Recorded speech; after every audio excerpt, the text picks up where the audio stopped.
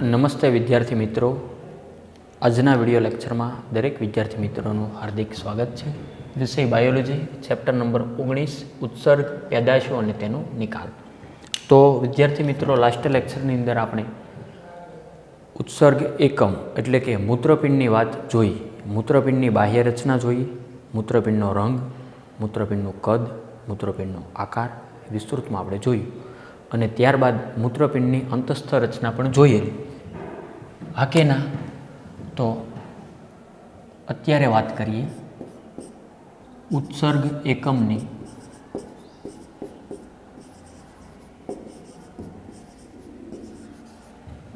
અંતસ્થ રચના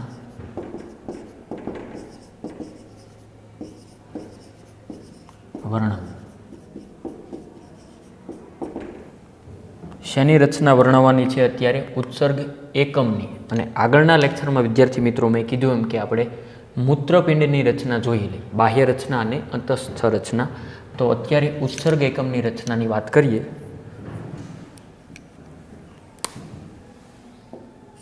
ઉત્સર્ગ એકમ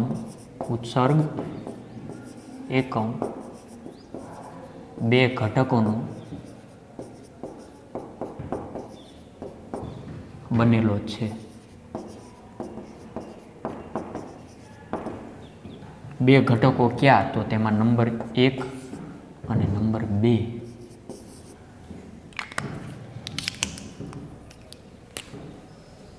માલપિધિયન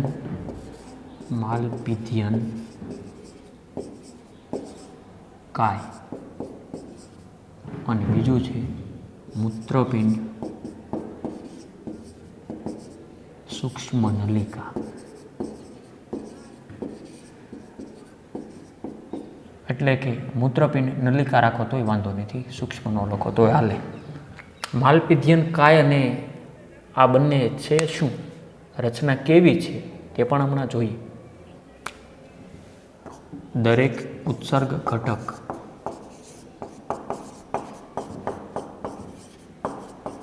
લગભગ 3 સેમી લંબાઈ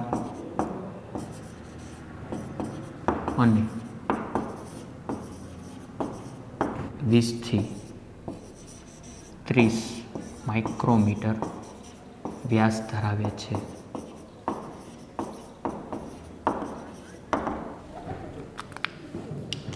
તો તેમાં આપણે પ્રથમ વાત કરીશું માલપિધિયન કાય. આની હેડિંગ આપી દેવું, માલપિધિયન કાય.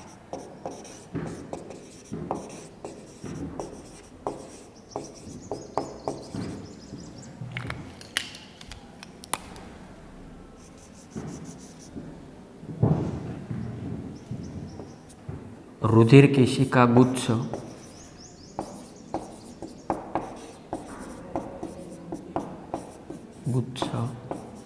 અને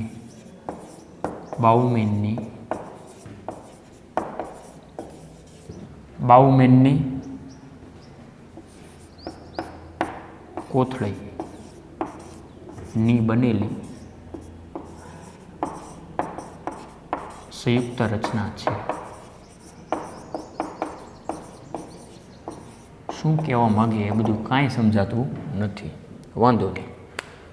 માલપિધિયન કાય શેની બનેલી છે? તો કે રુધિર કેશિકા, વાળ જેવી સૂક્ષ્મ નળી હોય. હા કે ના? કેશ એટલે વાળ અને રુધિરનું વહન કરતી નળી. તો કે રુધિરનું વહન કરતી કે સાહેબ શુદ્ધ રુધિર કે અશુદ્ધ રુધિર? તો તેમાં બે પ્રકારની હોઈ શકે, ધમની અને શિરા. રુધિર કેશિકા ગુચ્છ આખું એનું ગૂંચળું અને બાઉમેનની કોથળીની બનેલી સંયુક્ત રચના હોય. રુધિર કેશિકા ગુચ્છ અને બાઉમેનની કોથળી. તો કે સાહેબ આ કઈ કોથળી? તે પણ આપણે જોવાનું છે ગભરાવમાં. ઉત્સર્ગ એકમની અંતસ્થ રચના મુખ્યત્વે સૌપ્રથમ આપણે વાત કરીએ એમ કે બે ઘટકોની બનેલી છે. સૌપ્રથમ એ બે ઘટકો યાદ રાખવા. ક્યાં? તો નંબર 1 અને 2 અનુક્રમે માલપિધિયન કાય અને બીજું છે મૂત્રપિંડ નલિકા. તો આ દરેક ઉત્સર્ગ ઘટક લગભગ 3 સેમી લંબાઈ અને 20 થી 30 માઇક્રોમીટર વ્યાસ ધરાવે.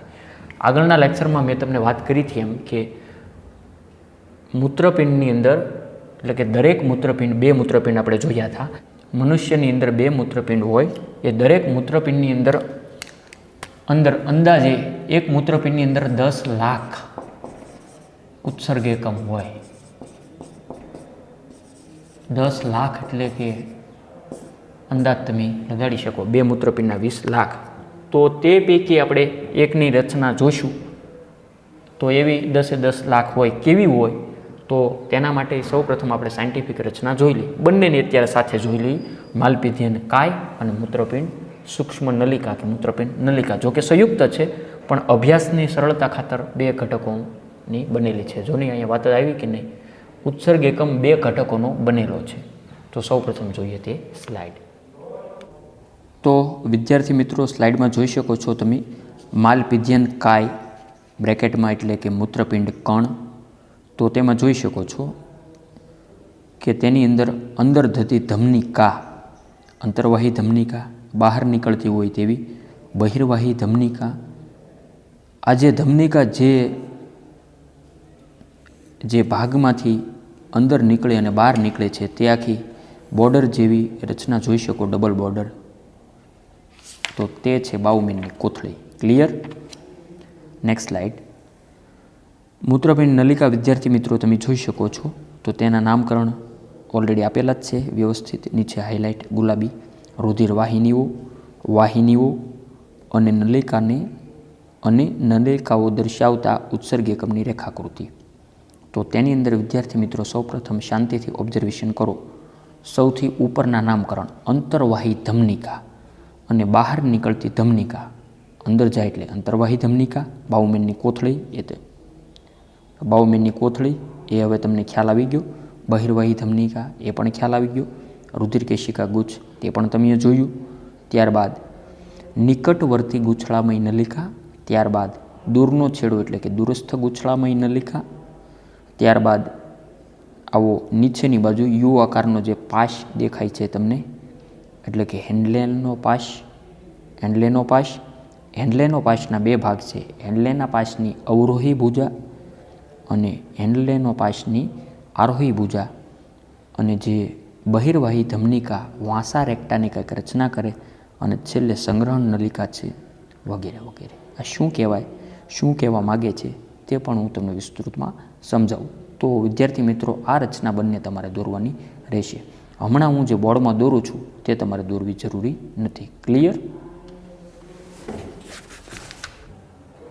તો વિદ્યાર્થી મિત્રો હમણાં રચના જોઈએ પણ તેમાં ખાસ જોવે એવી મજા ન આવી. તો જોઈ લઈએ અહીંયા કે દાખલા તરીકે બાઉમેનની કોથળી આવી કંઈક હતી. આવી જે કોથળી જેવો ભાગ બનાવે. હા કે ના? તો કે હા. હવે આ નળી કંઈક આમ આપણે બધી દર્શાવી.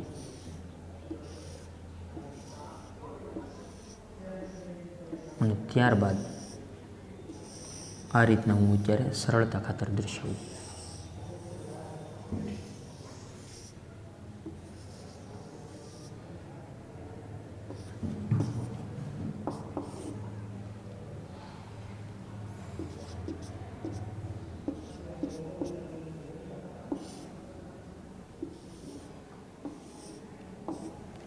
રચના તો હમણાં આપણે સાયન્ટિફિક જોઈ. હવે અહીંયા ધ્યાન આપજો. આ જે ભાગ છે આ જેને શું કીધું હતું? બાઉમેનની કોથળી.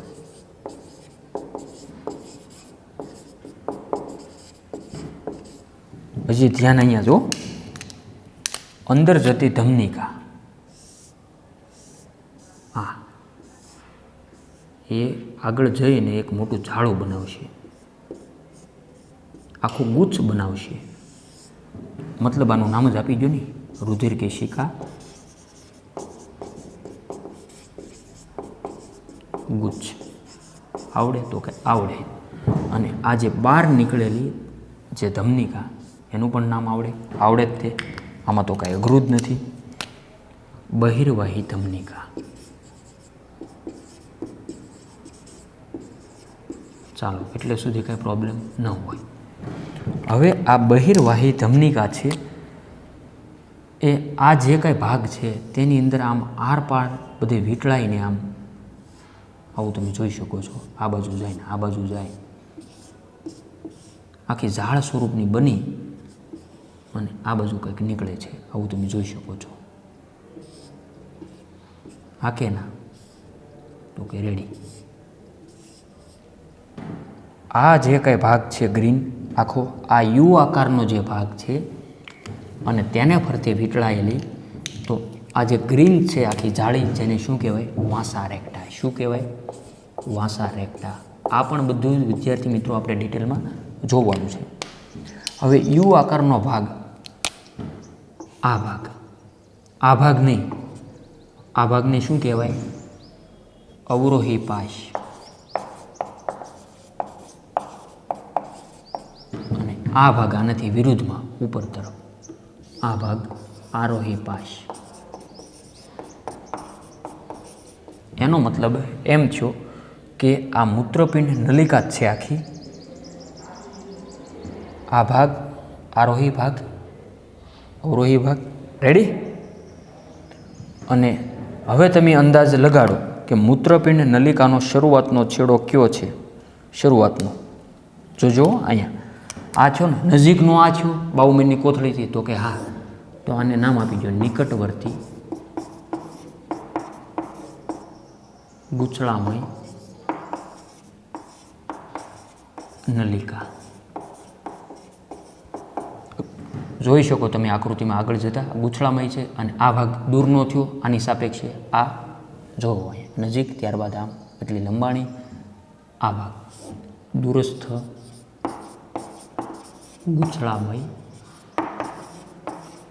નલિકા. એટલું આવડે? તો કે આવડે. અને છેલ્લે આ ભાગ છે, આ છે સંગ્રહણ નલિકા.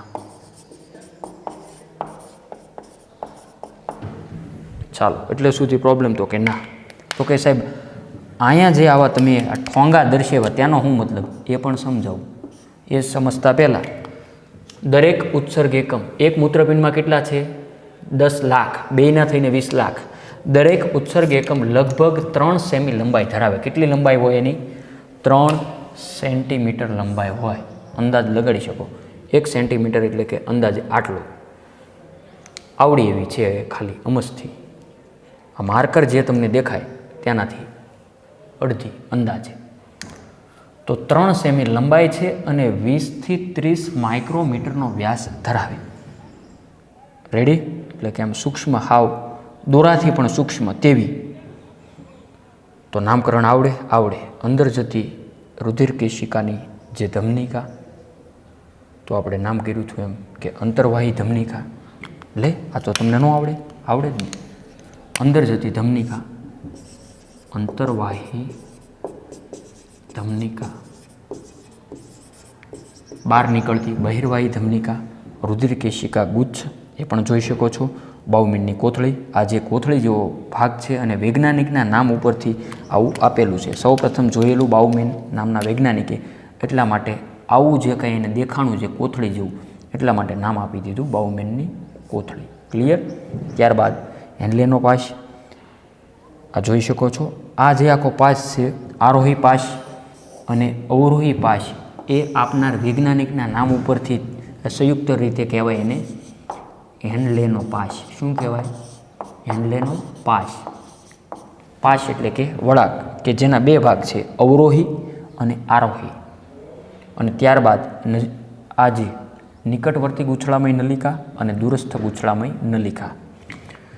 અને છેલ્લે સંગ્રહણ નલિકાની અંદર, મતલબ કે આ બધું જ રુધિરનું ગાળન થાય. અહીંયા આ જે કિડનીનું શું મુખ્ય કાર્ય યાદ કરો તો કે બ્લડનું ગાળન કરવું. અહીંયા જે કાંઈ બ્લડ આવશે તે ગાળન થતાં જે કાંઈ એ શુદ્ધ થાય તો એ તો આ બધું આના વાટે વયું જશે, અંતર્વાહી ધમનિકા અને બહિર્વાહી ધમનિકા. પણ બાકીનું જે મૂત્ર નિર્માણ થાય એ અહીં સંગ્રહણ નલિકામાં સંગ્રહ થાય. આ હવે જે મેં દર્શાવ્યા હતા, આ વધારાના ઠોંગા, તે પણ આવી ઉત્સર્ગિકાઓ હશે, તે પણ અહીંયા જોડાઈ જાય. બીજી હશે એમ આડાવડે. એટલે આવી 10 લાખ છે ભાઈ. આ ખાલી એક સરળતા ખાતર સમજાવી. એટલું સમજાય? તો કે સમજાય. અહીં આપણે વાત કરતા હતા માલપીધિયન કાય. તો માલપીધિયન કાયનું પણ આમાં આવી ગયું. મેં બંને રચના 2 in 1 દર્શાવી દીધી. રુધિર કેશિકા ગુચ્છ હવે સમજાય. અને બાઉમેનની કોથળીની બનેલી સંયુક્ત રચના છે. હવે તેનું વર્ણન અહીંથી લઈ લઈએ. રુધિર કેશિકા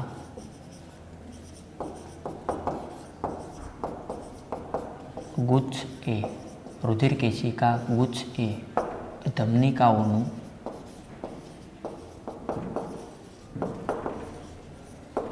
સૂક્ષ્મ શાખા અંતર્વાહી ધમનિકા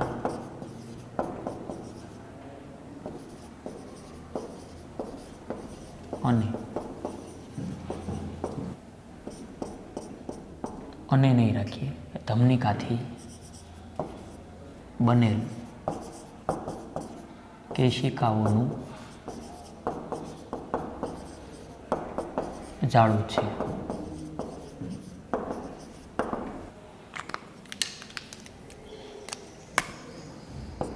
રુધિર કેશિકામાંનું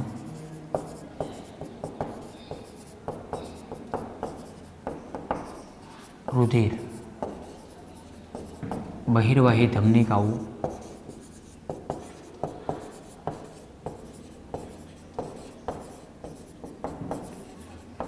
દ્વારા બહાર લઈ જવાય છે.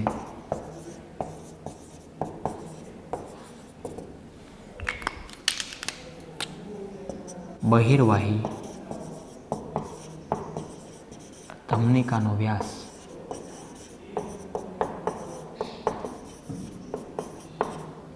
અંતર્વાહી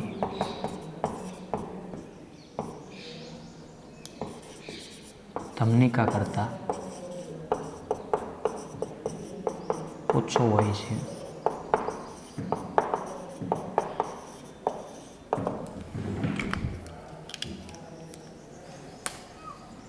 રુધિરનું ગાળણ રુધિર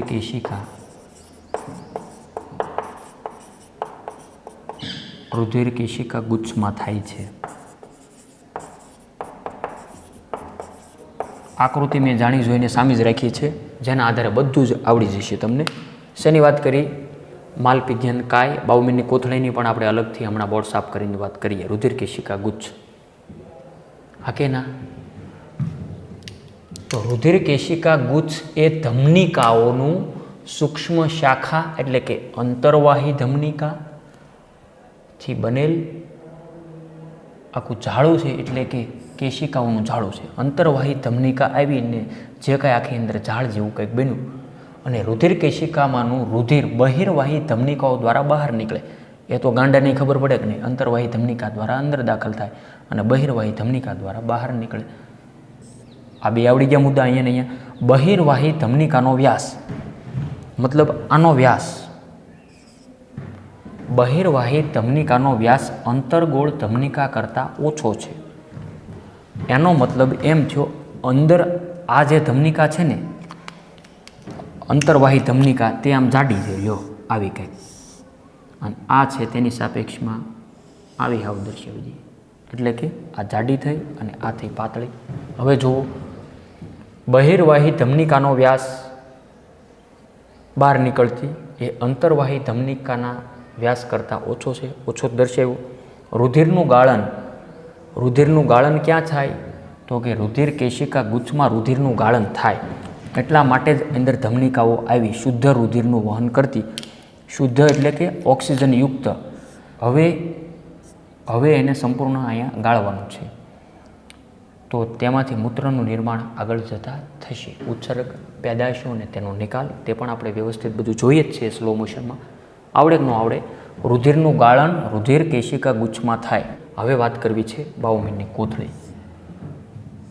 તો આકૃતિ તો રહેશે જ તે. સૌપ્રથમ પહેલાં આ વર્ણન લખી નાખો બધું. આ સાઈડનું બધું હમણાં સાફ થઈ જશે. તો સૌપ્રથમ વર્ણન પહેલાં લખી લો.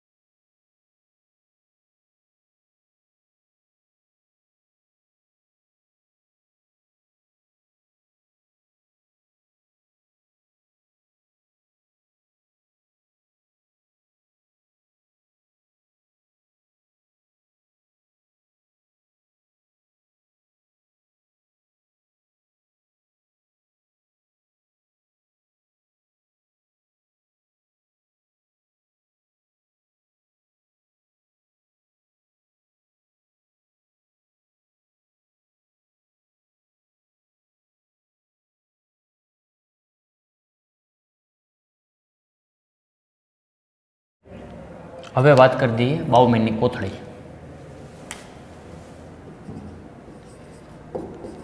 બાઉમેનની કોથળી,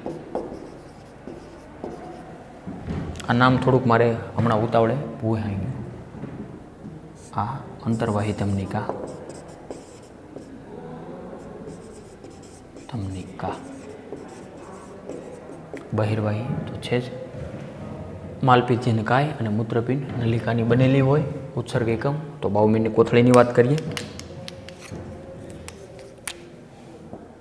મૂત્રપિંડ નલિકાનું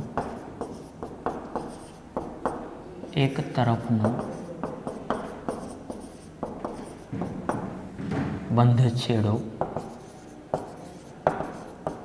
અંતર્વલન પામી, અંતર્વલન પામી પ્યાલા જેવી, પ્યાલા જેવા રાખશું, પ્યાલા જેવા આકારની બેવડી દિવાલવાળી રચના બનાવે છે, જેને બાઉમેનની કોથળી કહે છે.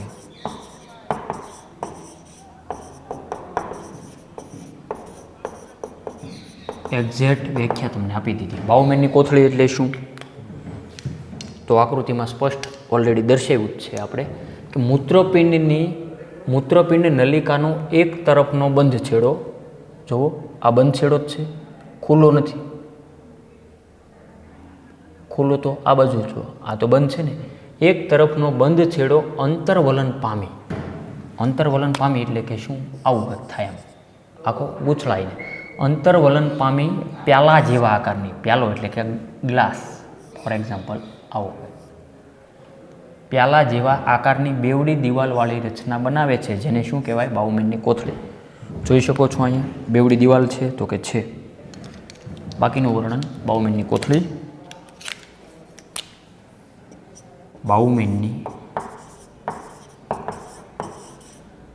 બાઉમેનની કોથળીની બહારની દિવાલ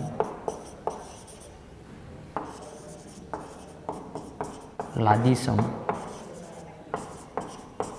અધિચ્છદની હોય છે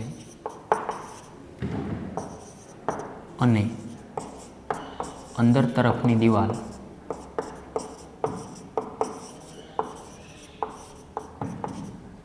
વિશિષ્ટ કોષો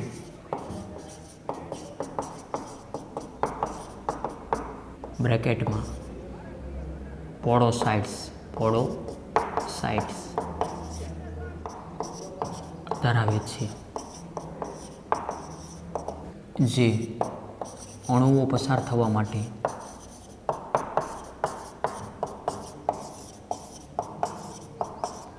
ગાળણ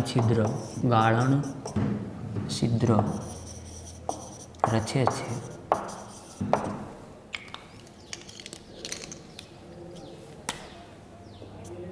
રુધિર કેશિકા ગુચ્છને અને બાઉમેનની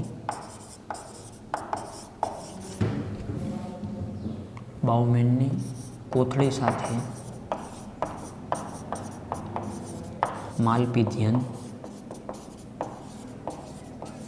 કાય કહે છે.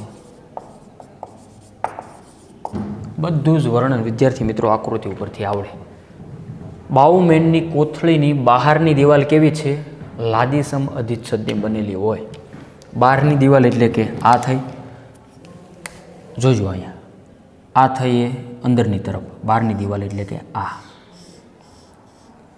જુઓ આકૃતિ, જુઓ આરામથી. હાલો રેડી. બાઉમેનની કોથળીની બહારની દિવાલ શેની બનેલી છે? લાદીસમ અધિચ્છદ પેશીની બનેલી હોય અને અંદર તરફની દિવાલ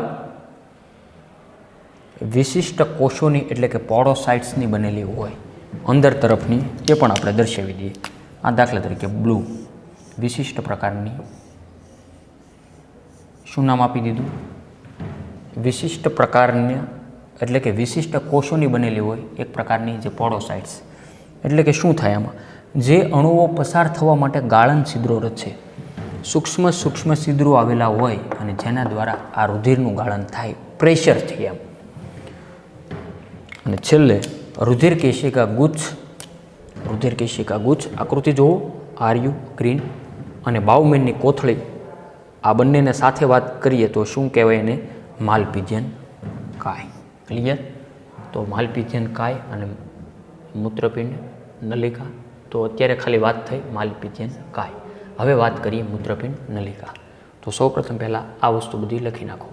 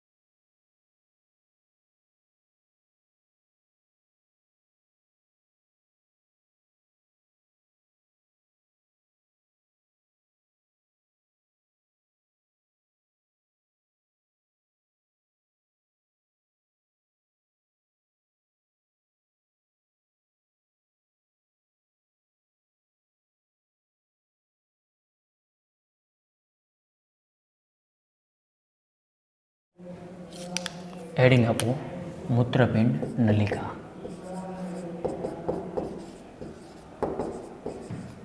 નવું કંઈ નથી હો, જે આનું જ હાલે છે. ઉત્સર્ગ એકમ 2 ઘટકોની બનેલી છે, માલપીજ્યન કાય અને મૂત્રપિંડ નલિકા. તો મૂત્રપિંડ નલિકાની ડિસ્કસ કરીએ ડિટેલમાં. માલપીજ્યન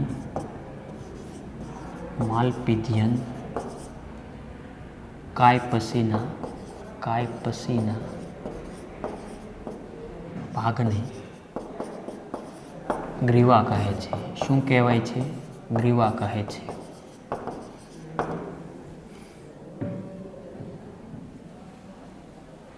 નો સમજ્યા? માલપીજ્યન કાય પછીના ભાગને શું કહેવાય? ગ્રીવા. ગ્રીવા એટલે કે ગરદન. માલપીજ્યન કાય, આ બધી જે આખી રચના હતી, આખી પ્યાલા જેવી, આ સિવાયની અહીંથી શરૂઆત થઈ તે આ ગ્રીવા. હવે ગ્રીવા આગળ જઈને જોઈ શકો, નિકટવર્તી ગુછલામય નલિકા અને દૂરસ્થ ગુછલામય નલિકા. તો એમાં વિસ્તૃતમાં વાત કરીએ. નંબર 1, નિકટવર્તી ગુછલામય નલિકા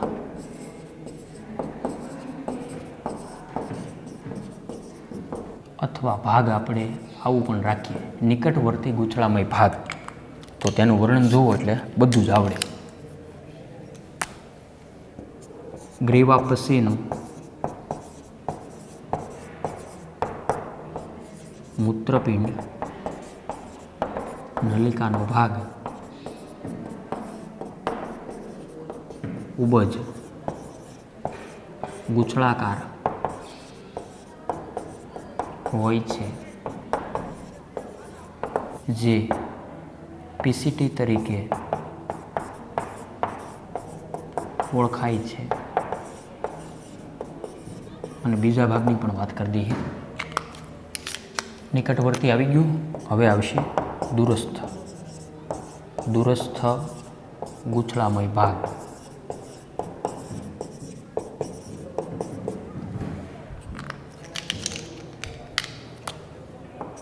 હેરપિન આકારનો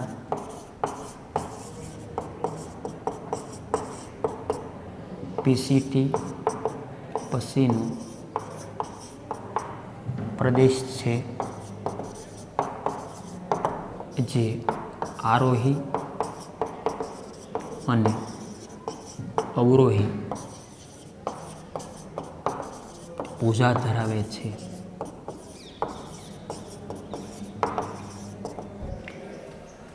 એટલું આવડે? મૂત્રપિંડ નલિકામાં માલપિત્ય કાય પછીના ભાગને શું કહેવાય? ગ્રીવા. તે વાત જોઈએ આપણે.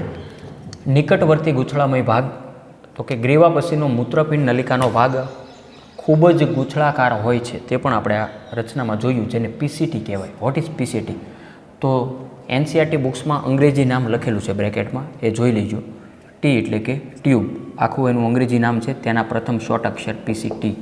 અને બીજું દૂરસ્થ ગૂંછળામય ભાગ, એ પણ જોઈ શકો છો. નજીકનો નહીં, દૂરનો. આ દૂરસ્થ ગૂંછળામય ભાગ હેરપિન આકારનો. હેરપિન કેવી હોય? આવી યુ આકારની. એમ એ જોઈ શકો, તમે જોઈ શકો. હેરપિન આકારનો પીસીટી પછીનો પ્રદેશ છે, એ પણ જોઈ શકાય. જે આરોહી અને અવરોહી ભુજા ધરાવે, તે આપણે ઓલરેડી બધું જોઈ લીધું. હવે થોડુંક વર્ણન બાકી છે, એ આપણે એક સ્લાઇડ સ્વરૂપે જોઈ લઈએ. રેડી? તો વિદ્યાર્થી મિત્રો, આકૃતિ તો આપણે ઓલરેડી જોયેલી જ છે. આકૃતિ ઉપરનો એક પોઈન્ટ આપણે બાકી મૂકેલો છે, તે રેડી કરવામાં. આરોહી ભાગ બાદ બીજો ગૂંછળાકાર નલિકામય ભાગ જોવા મળે છે, જેને કહેવાય દૂરસ્થ ગૂંછળામય નલિકા. તે વાત ઓલરેડી થઈ હમણાં? તો કે થઈ નથી થઈ. શેની વાત થઈ હતી હમણાં?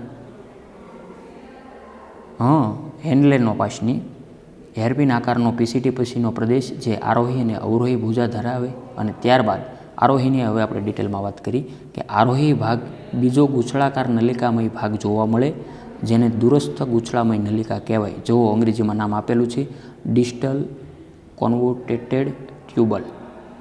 રેડી? એટલે કે ડીસીટી. અને ઓલી નજીકની પીસીટી.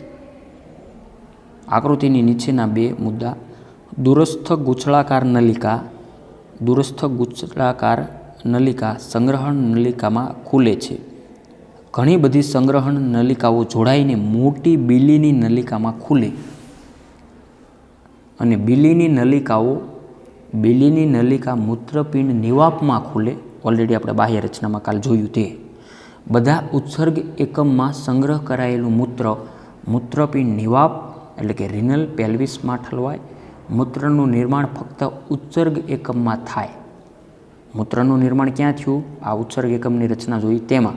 સંગ્રહણ નલિકા ફક્ત મૂત્રનું વહન કરે છે, જે સર્જન નથી કરતું. અને મૂત્રપિંડ નિવાપ દ્વારા તેનો નિકાલ થાય, અને ત્યાંથી જે શરીરની બહાર તેનો નિકાલ થાય. તો ઉત્સર્ગ એકમના પ્રકારો, તે પણ વિદ્યાર્થી મિત્રો આપણે વિસ્તૃતમાં જોવાના છે. ગભરાવમાં મૂત્ર નિર્માણની ક્રિયાનું પણ આપણે વાત લઈ લઈશું નેક્સ્ટ લેક્ચરમાં, કે મૂત્ર નિર્માણની ક્રિયા જે કેટલા તબક્કામાં થાય અને કેવી રીતે થાય, તે પણ વિદ્યાર્થી મિત્રો આપણે વિસ્તૃતમાં જોવાનું છે. તો વિદ્યાર્થી મિત્રો, આજનો વિડીયો લેક્ચર એટલે સુધી રાખીએ.